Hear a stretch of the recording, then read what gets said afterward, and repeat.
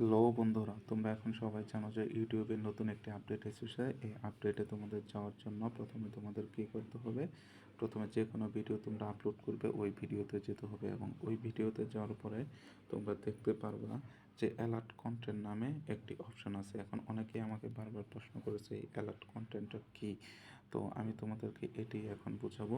যেমন ধরো আমরা একটি ভিডিও আপলোড করবো, এখন আপলোড করার পরে ওখানে টাইটেল দিতে হয়, অ্যাড ডিসক্রিপশন দিতে হয়, তারপরে ভিজিবিলিটি, অর্ডিন্যান্স এবং রিলেটেড ভিডিও এবং অ্যাড টু প্লে লিস্ট। সর্বশেষ দেখো দেওয়া আছে অ্যালার্ট কন্টেন্ট। এইখানে তোমরা ইয়েস দিবে নাকি নো দিবা, এই সম্পর্কে আমাকে অনেকেই প্রশ্ন করছো। এটি তোমাদেরকে আমি আজকে বলবো।